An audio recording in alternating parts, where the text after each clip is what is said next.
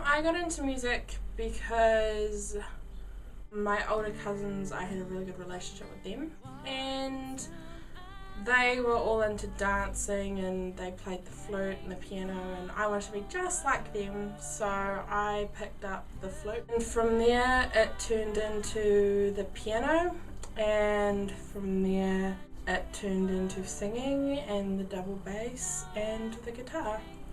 And I have to thank Margaret Thompson, Julie Cudby and Gail Riddle, because without them I never would have got into vocals, and I just can't see myself without vocals because it's just the way that I express myself. Whether I'm angry, frustrated, sad, happy, it's just this huge release through music, and I wouldn't know what to do with myself if I didn't have it.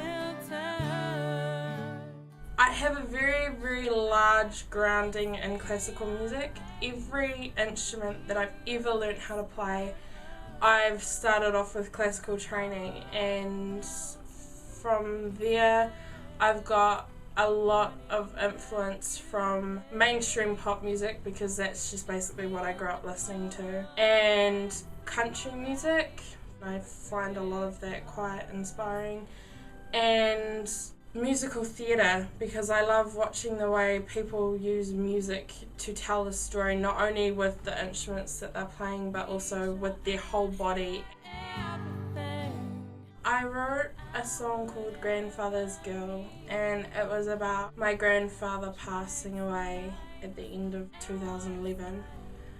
I was really close to him. He practically helped my mum raise me, and although he didn't show it, he'd always sort of drop little hints of, oh, how's your music going, or you gonna play me that song anytime soon? So I was really, really, really upset about that, and it was a really hard time, and I have trouble finding words, and music gives me that voice when I can't find it in everyday conversation.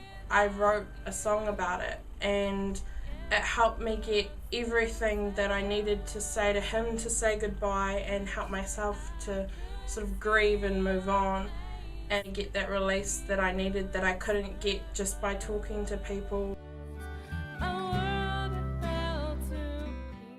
It's pretty much a nostalgia. Basically, I spent a day just after he passed looking through photos and things like that, and just remembering the good times that I had with him. And although at times it didn't seem like we were as close as we were when I was younger, he was always there for me, and he was always just like this huge rock that I could lean on no matter what situation I was in.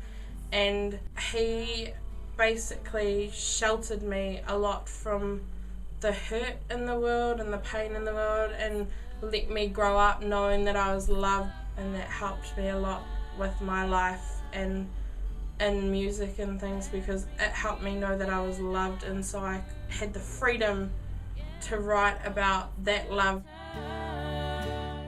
I see myself hopefully still writing, still recording and coaching. I have a lot of time for a lot of issues that go on in the world, and one of the ones that I have the most time for is child and teen abuse. Finding a voice for them when they can't speak for themselves, helping them express it through music, even if I'm not coaching. If they hear a recording and say, okay, she got that out through that, then maybe I can do the same thing, and it gives them that voice. They can express how they're feeling through writing and through music, and I think that would be the biggest payoff for me, would just, even if I give one person a voice through music, that would be the biggest payoff for me in my life.